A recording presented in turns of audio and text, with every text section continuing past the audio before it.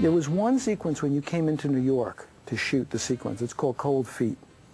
And this takes place at Rockefeller Center.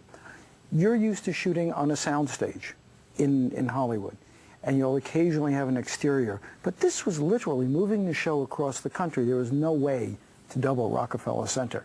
Hi. Hi. Why are you late? What? Why are you late? My watch froze, thank you. Are we gonna do this? I don't... Yeah, right? Because it's Valentine's Day, we always do this. Yeah, let's do it. We'll do it. Okay. Tommy Schlamme, I believe, who I think we directed it, and that made, I think, us feel like we were in good hands, because he's very inventive with the camera and had done probably more one-camera work than four-camera work, so he was really ready to be bold and push the way it looked and the way we shot it. I've always been tickled that people come over often are surprised that we didn't shoot the whole series in New York, that there was enough of a New York ambiance, and we shot a lot of second unit stuff that we would... And little things like a woman who did props for us, his name was Karen Holly, we would get there and there'd be like, there's a Zabar's bag and a Barney Greengrass wrapper around a sandwich and a the to-go Malamar coffee that cups you can't get here, and the Greek diner coffee cups, and suddenly we all felt like we were in New York, and all of us had either were from there or have lived there. He loves you. How do you know? Because I know. I don't know. How can you know? Because he does. No, I'm calling the landlord myself. Don't. Why not? Because he's going to ask you to marry him tonight. He is? Over dinner. Really?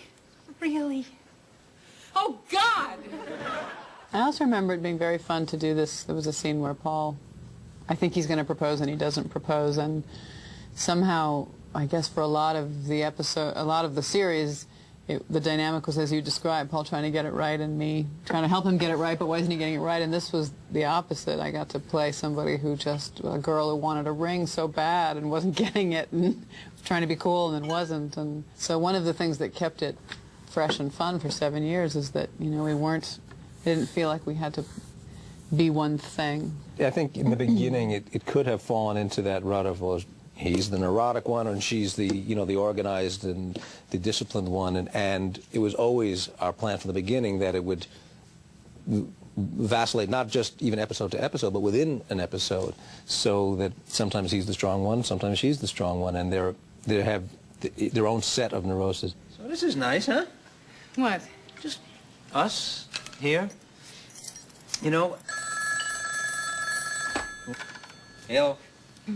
Yeah, hang on a sec. Fran. Hello? No.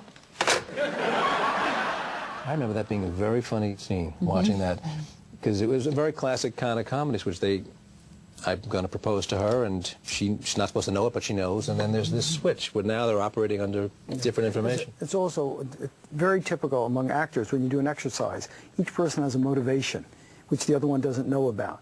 Fran has told you that he's going to propose. That's why you believe it. It's very heartbreaking stuff. I just remember you checking your teeth in the spoon because you know your magic moment's going to come, and you go, oh, it's not coming. Not coming. It's Oh, still not coming.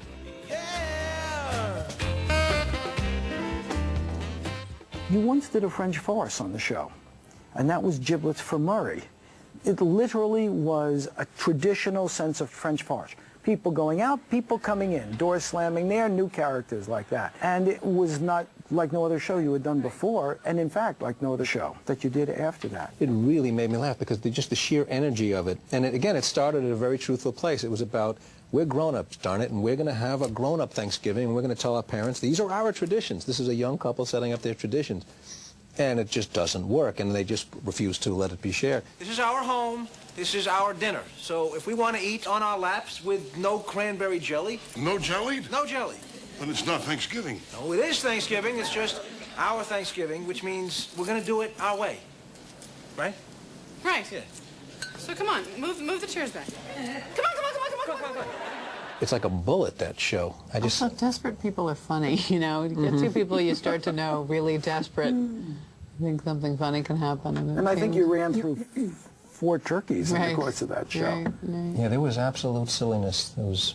But also for French farce, you have to start out with a premise that's going to be very doubtful. In this case, what we have to believe at the audience is you couldn't just say to them, Murray ate the turkey. You couldn't just say that. Now, once you buy that, then you can buy the rest of the show.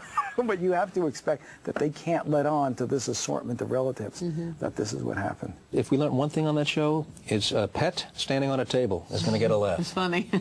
Could you just also tell us a little bit about Murray in this? How did you find Murray? Murray is the great All About Eve story where there was another dog, exactly the dog that Paul had pictured all along, named Rocky, named Smiley. And we were getting ready to shoot the pilot. The audience was in, and we were rehearsing a scene where Paul's sitting on a couch with his legs spread and the dog's between his legs, and they're watching TV. On the floor. And the dog's sitting on the floor, and Paul lifts his leg over the dog to get up and go. The dog looked up and went, and like wanted to take a little bite out of a very important part of Paul Reiser.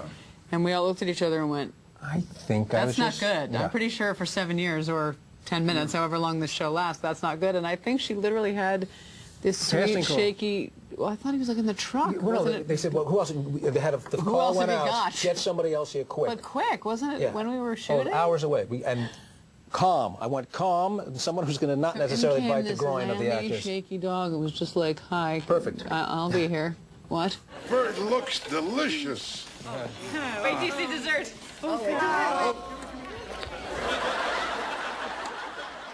It's always a fun thing when you see a dog on TV. They're always quite not looking where they're supposed to. They're looking at the trainer telling what to do. But it was, I think, season 2, we had the thing where he was chasing this invisible mouse for his entire, and just, it was him running, and then the sound effects, which we spent hours going, what would actually be German Shepherd Collie mix against plaster? What would that... This is a challenge for the Foley guys. But in short doses, we got a funny dog. You still keep in touch, don't you? All the time. Yeah.